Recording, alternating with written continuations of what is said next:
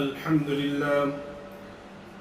لله نحمده ونستعينه ونستغفره ونؤمن به ونتوكل عليه ونعوذ بالله من شرور أنفسنا ومن سيئات أعمالنا من يهد الله فلا مضل له ومن يضلله فلا هادي له ونشهد أن لا إله إلا الله وحده لا شريك له ولا نظير له ولا معين له ولا مشير له ولا مثال له ولا مثل له ونشهد أن سيدنا وسندنا وشفيعنا وحبيبنا ومولانا محمدا عبده ورسوله. أما بعد فقد قال الله تبارك وتعالى في القرآن المجيد والفرقان الحميد فأعوذ بالله من الشيطان الرجيم بسم الله الرحمن الرحيم ما آتاكم الرسول فخذوه وما نهاكم عنه فانتهوا.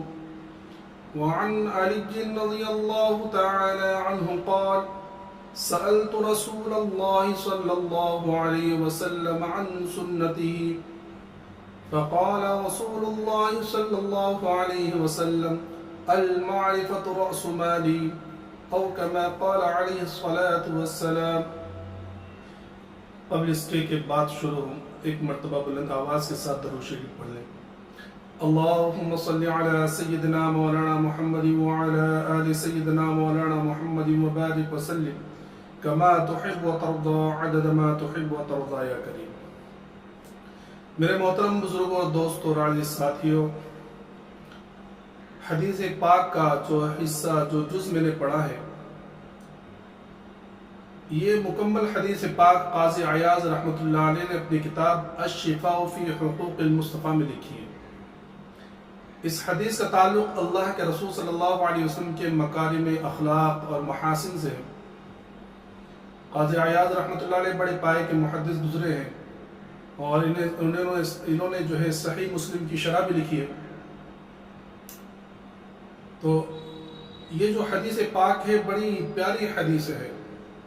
اس حدیث پاک کے اندر اللہ کے رسول صلی اللہ علیہ وسلم نے اخلاق و تربیت کی بہت ساری باتیں اور نصیحتیں فرمائی. حدیث کے راوی حضرت علی رضی اللہ تعالیٰ عنہ ہیں. یہ وہ ہستی ہے جن کے بارے میں آقا مدنی محمد عربی صلی اللہ علیہ وسلم فرمایا انا مدینۃ العلم وعلی بابها، کہ میں علم کا شہر ہوں اور علی اس کے دروازے ہیں. یہ روایت کرتے ہیں کہ میں نے آقا مدنی محمد عربی صلی اللہ علیہ وسلم سے پوچھا کہ اللہ رب العزت کے پیارے رسول آپ کی سنت کیا ہے؟ ایک ہوتی ہے حدیث اور ایک ہوتی ہے سنت. حدیث کے معنی کوئی بات اور سنت کے معنی ہوتے ہیں طریقے کے. گویا حضرت علی رضی اللہ تعالیٰ عنہ نے آقا مدنی محمد عربی صلی اللہ علیہ وسلم سے پوچھا کہ یا رسول اللہ آپ کا طریقہ کیا ہے، آپ کی سنت کیا ہے؟ اللہ کے رسول صلی اللہ علیہ وسلم نے اس کے جواب میں جو کچھ ارشاد فرمایا، یہ تقریباً 17 باتیں ہیں اور ہر بات یہ یوں سمجھ لیجئے کہ گویا سونے سے لکھنے کی جیسی ہے. اللہ کے رسول صلی اللہ علیہ وسلم نے یوں سمجھیے کہ ایک ہیرے ہیں، ہیروں کو تسبیح کی شکل میں پرو دیا ہے. اور حقیقت تو یہ ہے کہ یہ بات میں اپنی طرف سے نہیں کہہ رہا ہوں. اللہ کی ایک چلتی پھرتی نعمت جو اس وقت ہمارے ساتھ میں ہے وہ ہے اللہ والوں کا ساتھ. اور یہ اللہ کی بہت بڑی نعمت ہوتی ہے. اس وقت ہمارے ساتھ جو ہے جو اس دنیا کے اندر حیات ہیں، اللہ ان کا سایہ تادیر ہمارے پر قائم رکھے. حضرت اقدس پیر ذوالفقار نقشبندی دامت برکاتہم، تو حضرت نے یہ جو حدیث میں نے آپ حضرات کے سامنے پڑھی ہے، اس حدیث کی تشریح جو ہے اپنے طلباء اور شاگردوں کے سامنے کری ہے. اور حضرت کا علم تو اللہ نے ان کو بہت علم عطا فرمایا ہے، اور حضرت کی جو ہے تقوی للہیت، تو آپ کی باتوں میں جو اثر ہے ظاہر سی بات ہے کہ وہ کسی اور کی باتوں میں اثر ہوگا نہیں. تو میری نیت بھی، میرے پاس وہ کتاب آئی تو میری نیت بھی ہوئی کہ یہ جو حضرت نے جو ارشادات فرمائے ہیں تو تو ان کا مختصر سا خلاصہ آپ حضرات کے سامنے پیش کروں۔ تو یہ حدیث کی تشریح کی ہے انہوں نے، اور ان کے جو دوسرے مریدین ہیں تو انہوں نے جو ہے اس حدیث کو، اس تشریح کو جو ہے کتابی شکل دی اور انمول حدیث کے نام سے کتاب چھپی ہے۔ تو بہرحال میں حضرت ہی کی بات جو ہے اپنے انداز میں مختصر طور پر، کیونکہ حضرت کے سامنے جو بیٹھا ہوا مجمع تھا وہ شاگردوں کا، طلباء علم کا تھا، اور حضرت کی بات تو حضرت نے اپنے انداز میں بڑی تفصیلی بات کی ہے، میں اتنی لمبی بات تو نہیں کر سکتا، لیکن ان تمام جزیات کو، ان تمام اقوال کو اللہ کے رسول صلی اللہ علیہ وسلم کے مختصر طور پر آپ حضرات کے سامنے پیش کروں گا۔ کچھ کمی بھی رہے گی اور کچھ زیادتی بھی ہو سکتی ہے۔ تو حضرت علی رضی اللہ تعالی عنہ نے پوچھا کہ یا رسول اللہ، آپ کا طریقہ کار کیا ہے، آپ کی سنت کیا ہے؟ دیکھو، سنت پر عمل کرنا ایک ادنا ایمان والے کے لیے بھی خوشی کی بات ہوتی ہے، اور اس کی ضرورت ہے یہ چیز۔ آج ہمارے ذہنوں میں یہ بات بیٹھ گئی ہے کہ سنت جو ہے یہ اختیاری چیز ہے، عمل کر لیا تو ٹھیک، نہیں عمل کرا تو کوئی بات نہیں۔ حالانکہ یہ چیز جو ہے کہ یہ اختیاری ہے یا اس کے پاس ثواب ہے، نہیں، یہ علماء فقہا کی بات ہے، ورنہ حقیقت تو یہ ہے کہ ایک ایک سنت پر عمل کرنا یہ ہمارے لیے لازمی ہے، ضروری ہے۔ اس لیے آقا مدنی محمد عربی صلی اللہ علیہ وسلم نے ارشاد فرمایا، من تمسک بسنتی عند فساد امتی فلہ اجر 100 شہید، کہ جو شخص امت کے بگاڑ کے وقت میری ایک سنت پر بھی عمل کرے گا، اس کو جو ہے 100 شہیدوں کا ثواب ملے گا۔ آج کا جو ماحول چل رہا ہے، یہ قرب قیامت کا وقت ہے، آج کے زمانے کے اندر کسی سنت پر عمل کرنا گویا ایسا ہے جیسا کہ اپنے ہتھیلی پر جلتا ہوا انگارہ لے۔ آج سنت پر عمل کرنا بڑا بوجھ بنتا جا رہا ہے، بڑا مشکل ہوتا جا رہا ہے۔ ایسے وقت میں اگر کوئی سنت پر عمل کرتا ہے تو پیارے آقا صلی اللہ علیہ وسلم فرمائے کہ ایک ایک سنت پر اس کو 100 شہیدوں کا ثواب ملے گا۔ آج آپ دیکھ لیجئے کہ اگر ہمارے کوئی نوجوان، بچے، بچیاں کوئی سنت پر عمل کرنا چاہتے ہیں تو ان میں سب سے پہلا ان کا جو مخالف ہوتا ہے اس کے والدین ہوتے ہیں۔ ایک نوجوان بچہ ہے، لڑکا ہے، وہ اگر داڑھی رکھنا چاہتا ہے تو سب سے پہلے مخالفت اس سے گھر سے ہوتی ہے۔ ماں کہتی ہے ابھی داڑھی رکھنے کی ضرورت کیا ہے، ابھی تو تیری عمر کیا ہے، تھوڑا بڑا ہو جا، شادی نہیں ہوگی، نوکری نہیں ملے گی۔ باپ الگ ناراض ہو کے بیٹھا ہوا ہے۔ کوئی نوجوان بچی ہے، اگر وہ برقع پہننا چاہتی ہے، وہ شرعی پردہ کرنا چاہتی ہے، تو اس کی مخالفت سب سے زیادہ اس کے گھر والے کرتے ہیں کہ ابھی برقع پہننے کی ضرورت کیا ہے، بعد میں پہن لینا، ہائٹ چھوٹی دکھے گی، یہ پرانے خیالات کے لوگوں کا معاملہ ہے، رشتے نہیں آئیں گے، یہ ساری چیزیں ہیں۔ ان حالات میں اگر کوئی سنت پر عمل کرتا ہے تو یقین جانیے وہ بہت بڑا کام کر رہا ہے، وہ اللہ کے رسول صلی اللہ علیہ وسلم سے بڑے راضی ہوں گے۔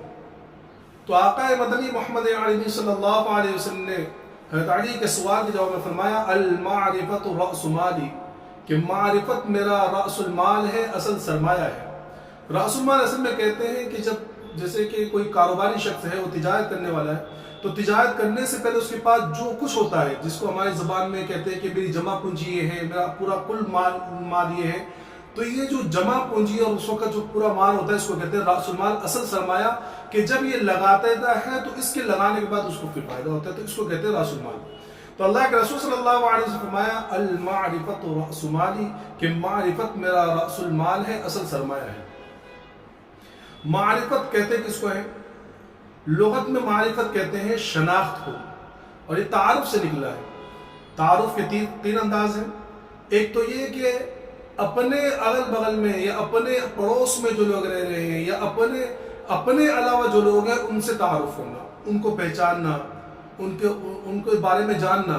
اس لیے تو اللہ رب العزت نے ارشاد فرمایا، یا ایھا الناس انا خلقناکم من ذکر وانثی وجعلناکم شعوبا وقبائل لتعارفوا، کہ اے لوگوں ہم نے تم کو ایک مرد اور ایک عورت سے بنایا ہے، اور یہ قبیلے، یہ ذاتیں اس لیے بنائی ہیں تاکہ تمہارا آپس میں تعارف ہو، تم ایک دوسرے کو پہچانو کہ یہ میری بہن ہے، یہ میری خالہ ہے، یہ میرے ماموں ہیں، اور یہ میرے چاچا ہے، یہ میرا فلاں رشتہ دار ہے۔ یہ اس طرح پہچاننا اور اس طرح کی پہچان ہو جائے، اس لیے یہ قبیلے اور ذاتیں بنائی گئی ہیں، ورنہ حقیقت تو یہ ہے کہ ان کی اہمیت صرف تعارف کے طور پر ہے، ورنہ اللہ کے نزدیک ان کی کوئی اہمیت نہیں ہے۔ اللہ کے نزدیک تو اہمیت کیا ہے؟ ان اکرمکم عند اللہ اتقاکم، کہ اللہ کے نزدیک سب سے زیادہ باعزت وہ شخص ہے جو زیادہ متقی ہو، جو اللہ سے زیادہ ڈرنے والا ہو۔ تو تعارف ایک انداز یہ ہے۔ تعارف کا دوسرا انداز یہ ہے کہ انسان اپنے آپ کو پہچانے، وہ خود کو پہچانے کہ میں کون ہوں۔ اور یہ جو یہ ہے نا کہ تصوف اور سلوک و طریقت اور یہ پیری مریدی اور یہ جو چیز ہے، اس کی ابتدا ہی اس چیز سے ہوتی ہے کہ انسان اپنے آپ کو پہچانے کہ میں کون ہوں۔ مثلا میں اللہ کا بندہ ہوں، اللہ نے مجھے جو ہے اپنی بندگی کے لیے پیدا کیا ہے، اپنی معرفت کے لیے پیدا کیا ہے۔ کہ ایک انسان جب اس بات کو سمجھ لے گا کہ میں اللہ کا بندہ ہوں اور اللہ نے مجھے اپنی عبادت کے لیے پیدا کیا ہے، اپنی معرفت کے لیے پیدا کیا ہے، تو یقین جانیے وہ کبھی بھی اللہ کی نافرمانی نہیں کرے گا۔ آج بہت زیادہ غفلت اسی میں ہے کہ ہم اپنے آپ کو ہی نہیں پہچانتے۔ ایک ایمان والا ہے وہ پہچانتا ہی نہیں کہ وہ کون ہے، اللہ کے نزدیک اس کی حیثیت کیا ہے، اللہ نے اس کو کیسے پیدا کیا۔ ایک عقل مند وہ ہوتا ہے جو اپنے آپ کو پہچانے۔ اس لیے حضرت شیخ نے لکھا ہے کہ مشائخ کہتے ہیں کہ السعید من وعظ لنفسه، کہ نیک بخت وہ شخص ہے جو اپنے آپ سے نصیحت حاصل کرے، یعنی وہ اپنے عیوب دیکھے کہ میرے اندر کیا عیب ہے اور اپنے عیوب کو سدھارنے لگے۔ اور اگر وہ کسی دوسرے کی بھی عیب کو دیکھے تو وہ دوسروں کی اصلاح سے زیادہ، دوسروں کو ٹوکنے سے پہلے، دوسروں کو جتلانے سے پہلے اپنے آپ کے اندر دیکھے کہ میرے اندر بھی تو یہ خرابی نہیں ہے، اور سب سے پہلے اپنی اصلاح کی فکر کرے۔ کہ جو شخص اپنی اصلاح کی فکر کرتا ہے وہ اصل میں کامیاب ہے، وہ اصل میں کامیاب ہے۔ اور جو اپنے عیوب کو تو چھپاتا ہے، اپنے عیوب پر جس کی نظر نہیں ہے اور غیر دوسروں کے عیوب پہ دیکھ رہا ہے، دوسروں کی غیبتیں کر رہا ہے، چغلیاں کر رہا ہے، اس کے عیوب کو لوگوں کے اندر پھیلا رہا ہے، تو یہ بڑی بدبختی کی علامت ہے۔ سمجھنا؟ تو اپنے آپ کو پہچاننا، اور جب انسان اپنے آپ کو پہچان لیتا ہے تو اپنی قدر و قیمت بھی جانتا ہے۔ اس لیے واقعہ کا ایک کہانی بچوں کی حضرت شیخ نے بھی لکھا ہے کہ وہ بچپن میں آپ لوگوں نے بھی پڑھی ہوگی۔ ایک شیر کا انتقال ہو گیا، وہ مر گیا، تو اس کو ایک چھوٹا سا بچہ تھا، تو وہ بچہ جو ہے کوئی تھا ہی نہیں اس کا، تو وہ بچہ جو ہے گدھے گھوڑوں کے ساتھ میں رہنے لگا، جو دوسرے جانوروں کے ساتھ میں رہنے لگا، تو انہی کے جیسا ہو گیا، انہی کے ساتھ جیسے کھانا پینا، کہ گھاس کھا رہا ہے، انہی کے ساتھ وہی کھیلنا کودنا۔ تو ایک بندر نے اس کو پہچان لیا، جب وہ تھوڑا بڑا ہوا اور جوان ہوا، قد کاٹی اس کی بڑی ہوئی، تو ایک بندر نے اس کو پہچان لیا کہ یہ تو شیر ہے، یہ کہاں گھوم رہا ہے۔ تو اس بندر نے اس شیر سے کہا کہ ارے بھائی تم کون ہو، تمہیں معلوم ہے کہ تم کون ہو، کہ تم یہاں ان لوگوں کے ساتھ کیسے۔ تو وہ شیر کا بچہ کہنے لگا جب جوان ہو گیا، تو نہیں میں ٹھیک ہوں، بس یہیں میں یہیں سے ہی ہوں۔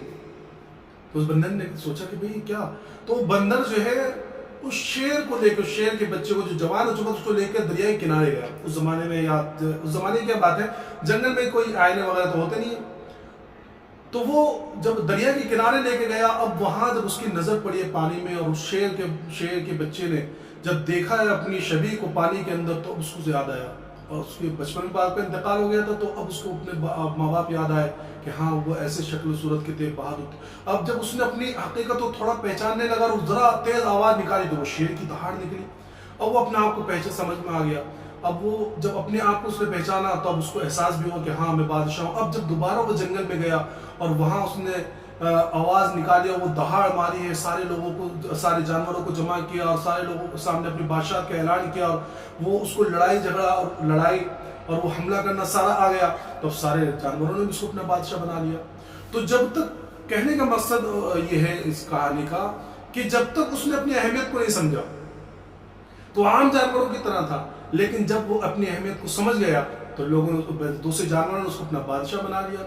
بالکل یہی حالت ایک ایمان والے کی ہے کہ جب تک ایمان والا اپنے آپ کو پہچانتا نہیں ہے کہ میں کس کا بندہ ہوں، کون میرا رب ہے اور میں کس لیے دنیا میں آیا تھا، میرا مقصد کیا تھا دنیا میں آنے کا، تو جب تک وہ زناکاری کر رہا ہے، کہیں بد نظری کر رہا ہے، کہیں چوری کر رہا ہے، کہیں یہاں ڈاکے ڈال رہا ہے، کہیں وہاں ڈاکے ڈال رہا ہے، کہیں اس کے ساتھ غلط تعلقات بنائے ہوئے، کبھی اس کے ساتھ اس کو مار رہا ہے، اس کے اوپر ظلم کر رہا ہے، اور ظاہر سی بات ہے جب یہ عمل کرتا ہے تو وہ جانوروں کی طرح ہو جاتا ہے۔ لیکن یہی انسان جب اپنے آپ کو پہچانتا ہے، اللہ کی رضا میں لگاتا ہے، اللہ کے احکامات کی پابندی کرتا ہے اور پہچانتا ہے کہ میں ایمان والا ہوں، تو پھر وہ اشرف المخلوقات بن جاتا ہے، پھر اس کی اہمیت فرشتوں سے بھی زیادہ ہو جاتی ہے۔ حضرت شیخ نے ایک بات اور لکھی ہے کہ دیکھو، جب تک کسی کو کی پہچان نہیں ہوتی نا، ہم اس کی ناقدری کرتے ہیں، تو ہم اس کو کسی کو پہچانتے نہیں، اس کی ناقدری کرتے ہیں۔ اور ایک واقعہ لکھا ہے کہ ایک شخص تھا، تو اس نے بڑا مال کمایا، اور مال کمانے کے بعد جو اس نے ایک بنگلہ بنانا شروع کیا۔ تو جب وہ بنگلہ بننا شروع ہوا تو ایک بڑا شخص آیا، اس نے کہا کہ بیٹا میں بڑا غریب انسان ہوں، بے سہارا ہوں، میرے رہنے سہنے کی کوئی جگہ نہیں ہے، آپ مجھے رکھ لیجئے، تو اور میرا کھانے پینے کا تھوڑا انتظام کر دیجئے، میں آپ کا کام کر دوں گا، چوکیداری کر دوں گا میں آپ کی۔ تو اس نے اس بوڑھے شخص کو رکھ لیا۔ اب جب کام بڑھا اور کام زیادہ ہوا تو اس نے اس بوڑھے شخص کو بھی کام میں لگایا۔ اب ظاہر سی بات ہے وہ بوڑھا تھا، کام میں غلطی ہو جاتی ہے، کبھی کام نہیں ہو پاتا، کبھی تھک جاتا ہو، تو یہ نوجوان جو ہے بڑا بھڑکتا اس کے اوپر کہ تم بڑے آلسی ہو، تم کام چور ہو، تم ایسے ہو۔ جب بہت دنوں تک ایسے چلتا رہا تو ایک مرتبہ بہت زیادہ غصے میں آ کر اس نے اس بوڑھے شخص سے کہا کہ دفع ہو جا میری نظروں کے سامنے سے، اور مجھے اپنی شکل مت دکھانا، اور یہاں دوبارہ کبھی نہیں آنا، اس طرح بھگانے لگا۔ تو بوڑھا شخص اس نے اپنی گٹھری اٹھائی چھوٹی سی وہ، اور اپنا چلتے اس نے بات کہا کہ بیٹا میں ہمیشہ سے ایسا نہیں تھا، ایک زمانہ تھا میرے پاس بڑا مال و دولت تھا، اور میرے پاس بڑی کوٹھی تھی، سب کچھ تھا، لیکن حالات کی وجہ سے میں اس حال میں پہنچ گیا ہوں۔ تو اس نوجوان کا تھوڑا سا دل نرم، اس سے پوچھا کہ بڑی میں بتاؤ تو صحیح، آپ کیا آپ کی کہانی ہے؟ تو انہوں نے کہا کہ ایسا میں بہت زیادہ پیسے والا تھا، میرے پاس بہت مال و دولت تھی، گاڑی بھی تھی، بنگلے تھے، اور کچھ حالات آ گئے، کچھ فساد وغیرہ کے اندر جو ہم لوگ جدا ہو گئے، ہمارے خاندان جدا ہو گیا، اور جو ہے میری بہن مجھ سے جدا ہو گئی، پتہ نہیں وہ کہاں ہوگی، والدین میرے ختم ہو گئے۔ تو جب یہ کہانی اس نے بتائی تو یہ نوجوان کہنے لگا کہ حضرت آپ کا نام کیا ہے؟ تو ان بڑے میاں نے اپنا نام بتایا۔ تو یہ شخص جو ہے بڑا حیران رہ گیا، اور اس نے اس بوڑھے شخص کے پیر پکڑ لیا، کہا کہ آپ جو ہے آپ تو میرے ماموں ہو، آپ کی یاد میں میری والدہ جو ہے روتے روتے دنیا سے چلی گئی کہ ہائے میرا نوجوان بھائی تھا، پتہ نہیں کس حال میں ہوگا، اس کی کیا حالت ہوگی، کیا کر رہا ہوگا، بہت آپ کی یاد میں روئی، اور روتے روتے دنیا سے کئی برسوں روتی رہی اور دنیا سے چلی گئی کہ آپ تو میرے ماموں، اب جو ہے مہربانی کر کے آپ کہیں مت جائیے، آپ میرے ساتھ میں رہیے۔ اس کے قدموں میں گرنے لگا۔ حضرت شیخ نے لکھا ہے کہ دیکھو، جب تک یہ بوڑھے شخص کو یہ نوجوان پہچانتا نہیں تھا تو اس کی بے قدری کر رہا تھا کہ دفع ہو جاؤ، میری نظروں سے چلے جاؤ، اور میرے سامنے نہیں آنا، اور جب اس کو پہچان لیا تو جو ہے اس کو پیر پڑ رہا ہے، اس کو اپنے پاس میں رکھنا چاہ رہا ہے۔ تو یہ ناقدری کب ہوتی ہے؟ جب انسان کسی کو پہچانتا نہیں ہے، پہچانے تو اللہ کے ساتھ بھی یہی معاملہ۔ اور اگر قدر ہو، کسی کی ہم قدر کر رہے ہیں، کسی کو ہم پہچان رہے ہیں، تو اگر کسی کو ہم پہچانے تو ہم اس کی ناقدری نہیں کرتے، اس کی پھر قدر کرتے ہیں۔ تو ایک واقعہ لکھا ہے حضرت نے کہ ہارون رشید جو ہے وہ بڑا نیک بادشاہ گزرا ہے، تو وہ اکثر و بیشتر جو بھیس بدل کے کبھی شکار کے لیے چلا جاتا، کبھی گشت کرنے کے لیے چلا جاتا، تو ایک مرتبہ وہ بھیس بدل کے شکار کے لیے نکلا۔ تو جب شکار کے لیے نکلا تو ایک جنگل میں پہنچا، تو وہاں ایک کوٹری نظر آئی اس کو، تو وہاں گیا، وہاں ایک نوجوان لڑکی تھی، تو وہاں جا کے اس نے پانی مانگا۔ تو اس نوجوان لڑکی نے، حالانکہ بھیس بدلے ہوئے تھے، لیکن اس نے اپنی عقل مندی سے اور اپنی فراست سے سمجھ لیا کہ یہ کوئی عام انسان نہیں، یہ بادشاہ ہو سکتا ہے۔ تو اس نے بہترین جو ہے اس کے باغ میں جو انار لگے ہوئے تھے، ان انار کو توڑا، انار کا جوس نکالا، اور جوس نکالنے سے پہلے جوس نکالنے کے بعد جو ہے گلاس میں ڈالنے سے پہلے اس کو چھانا کہ کہیں کوئی تنکا نہ آ جائے، اور پھر بعد میں جو ہے اس کو دیا۔ تو بادشاہ نے کہا کہ تم نے جو اتنا وہ کیوں کیا کہ بھائی جوس نکالا، جوس نکالنے کے بعد چھانا بھی؟ تو وہ کہنے لگی کہ بادشاہ سلامت، میں نے اس لیے کیا کہ بادشاہ کے منہ کے اندر کوئی تنکا وغیرہ نہ چلا جائے، حالانکہ بھیس بدلا ہوا تھا۔ تو بادشاہ کو، ہارون رشید کو بڑا اچنبھا ہوا، اور وہ بڑا خوش ہوا اس کی فراست سے، اور یہ واپس لوٹنے کے بعد جو ہے اس بادشاہ نے اس لڑکی کے لیے نکاح کا پیغام بھیجا، اور اس کو اپنے نکاح میں رکھ لیا۔ اب سوچو کہ ذرا پہچاننے کی وجہ سے اس نے بادشاہ کی قدر کی، اور اس قدر کا نتیجہ یہ ہوا کہ وہ جھوپڑے سے نکل کر محل میں پہنچ گئی۔ ایک بات آپ اور یاد رکھیں، حضرت شیخ نے لکھا ہے کہ دیکھو، صدیق اکبر حضرت ابوبکر صدیق رضی اللہ تعالیٰ عنہ کو صدیقیت جو ملی ہے، اس میں ایک بہت بڑی وجہ یہ بھی تھی کہ حضرت ابوبکر صدیق رضی اللہ تعالیٰ عنہ نے اللہ کے رسول کو اس وقت پہچانا جب لوگوں نے نہیں پہچانا، اور اس وقت اللہ کے رسول صلی اللہ علیہ وسلم کی قدر کی جب لوگوں نے قدر نہیں کی، اس لیے اللہ تبارک تعالیٰ نے ان کو مقام صدیقیت عطا فرمایا۔ تو انسان جب کسی کو پہچانتا ہے تو اس کی قدر کرتا ہے۔ آج جو ہم لوگ اللہ کے احکامات کو توڑے ہوئے ہیں، اللہ کی نافرمانی کر رہے ہیں، اس کی سب سے بڑی وجہ یہ ہے کہ ہم اللہ کو نہیں پہچانتے۔ ہم اللہ کو نہیں پہچانتے. تو یہ تیسری چیز ہے. دوسری چیز تو یہ تعارف، ایک انسان اپنے آپ کو پہچانے. ایک تیسری چیز یہ ہے کہ انسان جو ہے اپنے رب کو پہچانے. تیسری چیز کیا ہے؟ انسان اپنے رب کو پہچانے کہ میرا رب کون ہے، میں کس کا بندہ ہوں، میرا مالک کون ہے. اور حقیقت تو یہ ہے کہ دیکھو یہ جو تصوف سلوک ہے اس کی ابتدا اور انتہا بھی یہی ہے. ابتدا اور انتہا یہی ہے، کیونکہ مشائخ فرماتے ہیں، علماء لکھتے ہیں کہ من عرف نفسہ عرف ربہ، کہ جس نے اپنے آپ کو پہچان لیا اس نے اپنے رب کو پہچان لیا. اس لیے قرآن پاک میں اللہ تبارک تعالیٰ نے ارشاد فرمایا وَفِي أَنفُسِكُمْ أَفَلَا تُبْصِرُونَ، کہ آسمانوں کو چھوڑو، زمین کو چھوڑ دو، یہ ساری چیز پر اگر تمہاری نظر نہیں پڑتی، اس میں تمہیں اگر خدا نہیں نظر آتا تو اپنے آپ کو تو دیکھو. تمہیں اپنے آپ کو اگر تم نے دیکھ لیا اور پہچان لیا تو تمہیں خدا نظر آ جائے گا، تمہیں اللہ کی معرفت نظر آ جائے گی. تو آج ہمارا سب سے بڑا مسئلہ یہی ہے کہ ہم نے اپنے رب کو نہیں پہچانا، ہم نے اپنے مالک کو نہیں پہچانا. سمجھ میں؟ اگر ہم اپنے مالک کو پہچان لیتے تو ہم اللہ کی مرضی میں راضی رہتے ہیں، ہم اللہ کے فیصلوں پر راضی رہتے ہیں، ہم اپنے مقدر پر راضی رہتے ہیں. آج ہماری نافرمانیوں اور اللہ کی ناشکری کی سب سے بڑی وجہ یہ ہے کہ ہم اللہ کو نہیں پہچانتے. ایک شیخ جو ہے ہماری دوست ہیں، پیشے سے ڈاکٹر ہیں، تو عمر میں تو مجھ سے بڑے ہیں کافی، تو انہوں نے ایک شعر مجھے بھیجا، مجھے بڑا پیارا لگا وہ شعر، اور وہ آج کی جو موضوع ہے اس موضوع سے بڑا ملتا ہے. وہ شعر یہ ہے کہ مالک تیری رضا رہے اور تو ہی تو رہے. کیا فرمایا؟ کہ مالک تیری رضا رہے اور تو ہی تو رہے، باقی نہ میں رہوں اور نہ میری آرزو رہے. کہ جو شخص اللہ کو پہچان لیتا ہے، اللہ کی معرفت حاصل کر لیتا ہے، تو پھر اس کو سامنے صرف اللہ کی رضا رہتی ہے. پھر وہ یہ نہیں سوچتا کہ میری مرضی کیا ہے، میری خواہش کیا ہے، میں کیا چاہتا ہوں. نہیں، کچھ نہیں. وہ یہ دیکھتا ہے کہ اللہ مجھ سے کیا چاہتا ہے، میرے آقا صلی اللہ علیہ وسلم مجھ سے کیا چاہتے ہیں. تو تعارف کا تیسرا انداز یہ ہے کہ انسان اپنے پروردگار کو پہچانے. اور آج ہم سب سے زیادہ اسی میں غفلت کہ ہم اللہ کو پہچانتے نہیں ہیں. یہاں تک کہ اللہ تبارک و تعالیٰ نے شکوہ کیا. ایک جگہ فرمایا ان الانسان لربہ لکنود، کہ انسان تو اپنے رب کا بڑا ناشکرہ ہے. اور ایک جگہ فرمایا وما قدر اللہ حق قدری، کہ لوگوں نے اللہ کی ویسے قدر نہیں کی جیسے اسے قدر کرنے کا حق تھا. ورنہ اگر آج ہم اللہ کی قدر کرتے اور اللہ کو پہچانتے تو ہم اللہ کی نافرمانی نہ کرتے رہتے. اور یاد رکھیے جب اللہ کی معرفت حاصل ہوتی ہے اور جس وقت ہم نے اللہ کو پہچان لیا تو یہ اللہ تبارک و تعالی ہمیں دنیا کے اندر بھی پریشانیوں سے محفوظ رکھے گا اور آخرت کی گھبراہٹ کے اندر بھی پریشانی سے محفوظ رکھے گا. ہاں حالات آئیں گے، لیکن ان حالات میں ہم جزا فضا نہیں کریں گے بلکہ اللہ کی رضا پر راضی رہیں گے. سمجھے؟ اور اللہ تبارک و تعالی ہمیں ہر پریشانی سے نکالے گا، ہر آزمائشوں سے نکالے گا. ایک واقعہ جو ہے حضرت شیخ نے تو نہیں بیان کیا، لیکن یہ واقعہ جو ہے حضرت مولانا رومی رحمۃ اللہ علیہ نے اپنی مثنوی کے اندر لکھا ہے. بڑا پیارا واقعہ ہے. لکھا ہے کہ سلطان محمود غزنوی رحمۃ اللہ علیہ، یہ بھی ایک اللہ والے ایک بادشاہ گزرا ہے، تو اس کا معمول یہ تھا کہ یہ بھیس بدل کے جو ہے اپنے شہر کے اندر جو ہے گشت کیا کرتا، دیکھا کرتا تھا کہ بھئی میری رعایا کی کیا حال ہے، کہیں وہ پریشان تو نہیں ہے، کسی کو ضرورت تو نہیں ہے، بھیس بدل کر گھما کرتا.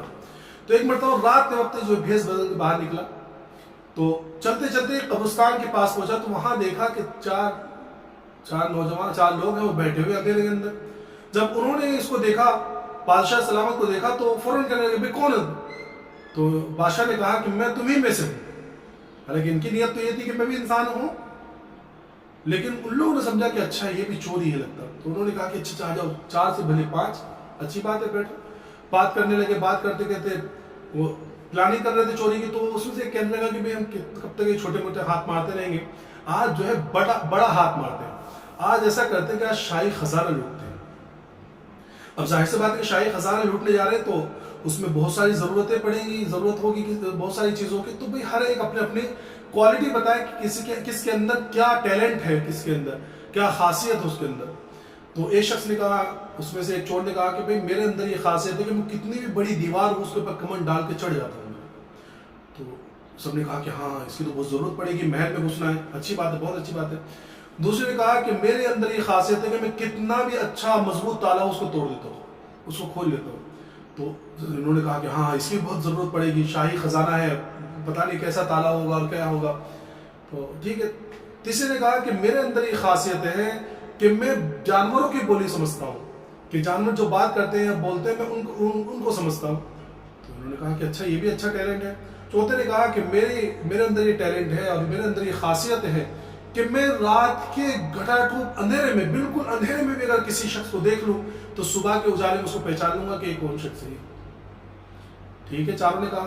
باقی نے پوچھا کہ بھائی تمہارے اندر کیا ہے؟ تو یہ بادشاہ سلامت کہنے لگے کہ میرے اندر یہ خاصیت ہے کہ اگر کوئی شخص جو بالکل تختے دار پر ہو، اس کو پھانسی پر چڑھایا جا رہا ہو، تو میں صرف اپنی داڑھی کا اشارہ کر دوں تو وہ پھانسی سے بچا لیا جائے گا۔ تو سب نے کہا کہ یہ تو سب سے اہم چیز ہے کہ ہم چور ہیں، پتہ نہیں کب پکڑ لی جائے اور تمہاری تو ہمیں بہت ضرورت پڑے گی، تمہارے پاس سب سے اہم ٹیلنٹ ہے، اس لیے تم ہی ہمارے جو ہے سردار رہو گے، تم ہی ہمیں گائیڈ کرو گے۔ کہا کہ ٹھیک ہے سب چل۔ اور جب چوری کرنے کے لیے نکلے تو راستے میں کتا بھونکنے لگا۔ تو جو جانوروں کی بولی سمجھتا تھا وہ کہنے لگا کہ بھئی کتا یہ کہہ رہا ہے کہ تمہارے ساتھ میں بادشاہ سلامت بھی ہے۔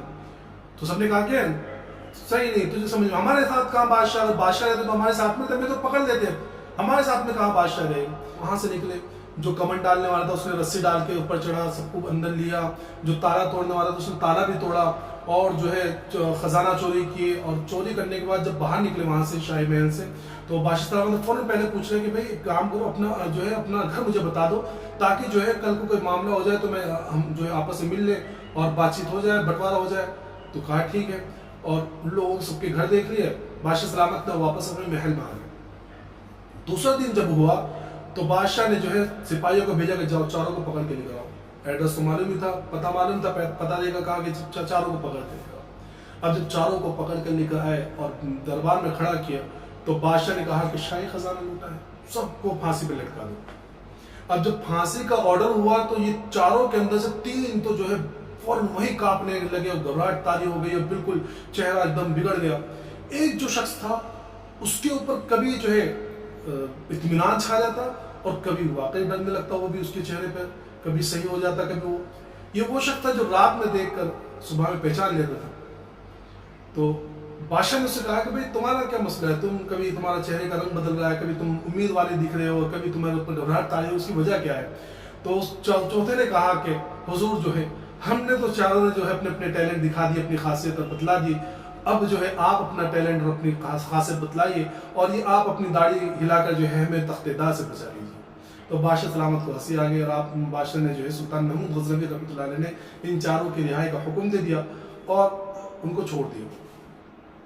مولانا رومی رحمۃ اللہ علیہ نے اس واقعے کو بیان کرنے کے بعد یہ فرمایا ہے کہ دیکھو یہ چوتھا شخص جو تھا جس کو جو پہچاننے کی صلاحیت تھی وہ معرفت اس کو حاصل تھی اور یہ عارف تھا پہچانے، تو اس پہچاننے کی وجہ سے، اس معرفت کی وجہ سے یہ خود بھی بچ گیا، اپنے دوستوں کو بھی بچا لیا اور گھبراہٹ سے محفوظ رہا۔ بالکل یہی حالت جو ہے ایک ایمان والے کی ہے کہ جب وہ اللہ کو پہچان لیتا ہے، اللہ کی معرفت حاصل کر لیتا ہے اور جو ہے اللہ کو سمجھ لیتا ہے اور اللہ کے جو صفات ہیں ان کو پہچان لیتا ہے، تو اللہ تبارک و تعالیٰ اس کو دنیا کی گھبراہٹوں سے اور کل قیامت میں جو قیامت کی گھبراہٹ جو سب سے بڑی گھبراہٹ ہے جہاں ہر ایک کے حالت ہوگی اور تمام لوگ نفسی نفسی کا عالم ہوگا، تمام لوگ گھبرائے ہوئے ہوں گے، اس حالت میں بھی یہ محفوظ رہے گا، گھبراہٹ سے محفوظ رہے گا اور وہ بالکل اطمینان کے ساتھ رہے گا کیونکہ اسے اللہ کی معرفت حاصل ہے۔ دیکھو ایک چیز اور ہے جو مختصر میں بتلا دیں، وہ یہ ہے کہ دیکھو ایک ہوتی ہے معرفت اور ایک ہوتا ہے علم۔ عوام سمجھتی ہے کہ معرفت بڑی ہے، علم سے چھوٹا ہے۔ معرفت کہتے ہیں کسی چیز کو پہچاننا۔ مثلا ہمارے پاس موبائل ہے تو ہم یہ سمجھنا کہ یہ موبائل ہے، کہ یہ موبائل ہے فلاں، تو ہم موبائل کا یہ سمجھنا کہ یہ موبائل ہے تو معرفت، اور موبائل کا یہ سمجھنا کہ موبائل کو کس طرح استعمال کیا جاتا ہے، اس کے فنکشن کیا ہے، یہ کیسے چلتا ہے، اس کے اندر کیا کیا اپلیکیشنز ہیں، کس طرح یہ چارج ہوتا ہے، یہ تمام چیزوں کو پہچاننا یہ ہوتا ہے علم۔ تو عوام الناس کے نزدیک تو معرفت بڑی ہے، علم اس سے نیچے ہے، لیکن خواص کے نزدیک علم برتر ہے اور معرفت اس سے کم ہے۔ اس لیے اللہ تبارک تعالیٰ نے عام طور پر معرفت کے لیے عرف کا لفظ جو ہے عوام کے لیے استعمال کیا، لوگوں کے استعمال کیا، اور علم کا لفظ جو ہے اپنے لیے استعمال کیا. یعنی اللہ تبارک تعالیٰ نے خود اپنے لیے علم کا لفظ استعمال کیا کہ اللہ تبارک تعالیٰ نے یہ چیز اپنے علم سے اتاری ہے، اللہ نے اپنے علم سے نوازا ہے. یہ اس طرح ایک چیز ہی ہو گئی. بہرحال بات جو ہے لمبی ہو گئی ہے، وقت بھی ختم ہو رہا ہے. تو کہنے کا مقصد یہ ہے کہ ہمیں جو ہے اللہ تبارک تعالیٰ کی معرفت کو حاصل کرنا چاہیے، کیونکہ یہ اللہ کے رسول صلی اللہ علیہ وسلم فرمائے کہ یہ اللہ کی معرفت یہ اصل سرمایہ ہے. اور حقیقت تو یہ ہے کہ اگر ہمیں یہ احساس ہو جائے کہ اللہ رب العزت کتنے عظیم پروردگار ہیں، وہ اپنے بندوں پر کتنے مہربان ہیں اور ہم اس کے بندے ہیں، تو یقین کریں کہ ہماری پوری زندگی کی خوشی کے لیے ہی ایک نسبت کافی ہے. حضرت علی مرتضیٰ رضی اللہ تعالیٰ ایک بڑی پیاری بات فرمایا کرتے تھے. تو کہتے تھے کہ اے اللہ میرے لیے یہی عزت کافی ہے کہ تو میرا رب ہے، اور میرے لیے یہی فخر کافی ہے کہ میں تیرا بندہ ہوں. سبحان اللہ. اللہ تبارک و تعالیٰ تمام کو اپنی معرفت نصیب فرمائے اور اپنی رضا پر راضی رہنے کی توفیق عطا فرمائے. وآخر دعوانا ان الحمد للہ رب